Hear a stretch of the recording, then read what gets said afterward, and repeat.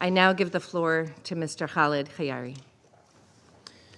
Madam President, distinguished members of the Security Council, the Middle East is witnessing yet another dangerous escalation. The hostilities unfolding between Israel and the Houthis have taken an escalatory turn over the past weeks. The most recent round of military escalation follows a year of increasing Houthi attacks targeting Israel, as well as vessels in the Red Sea and the Gulf of Aden that threaten civilians, regional stability, and freedom of maritime navigation. Madam President, since 13th of December, the Houthis have claimed at least 11 attacks targeting Israel, using ballistic missiles and uncrewed aerial vehicles.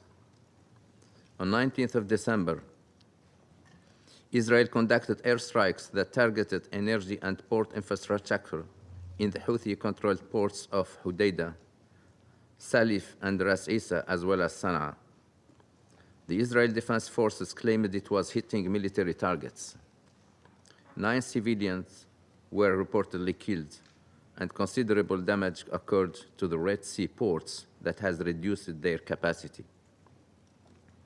Israel also struck 2 power stations in Sanhan and Al-Wahda, districts of Sana'a, causing temporary power disruptions in Sana'a and Hudaida. While many missiles and other projectiles fired by the Houthis from Yemen have been intercepted, on 20 December, a Houthi-fired missile warhead damaged an elementary school in Ramat Gan in central Israel. On 21st of December, another missile landed in a residential neighborhood in Jaffa, causing damage to nearby homes.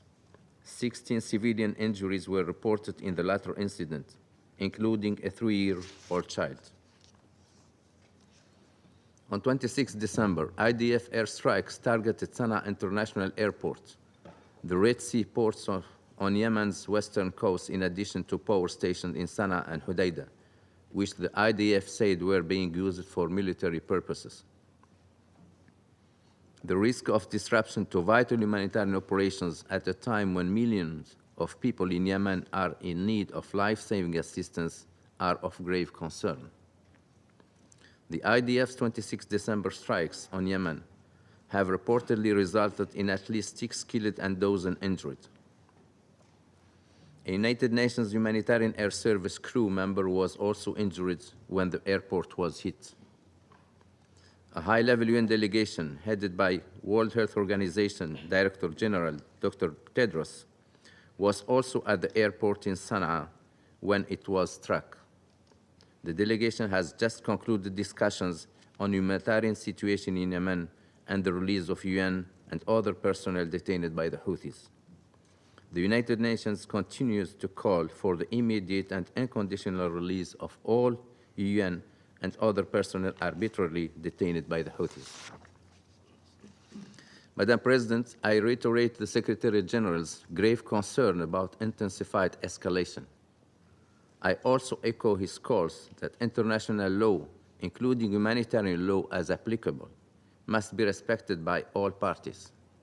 We appeal to all to respect and protect civilians and civilian infrastructure. Humanitarian workers must be protected at all times.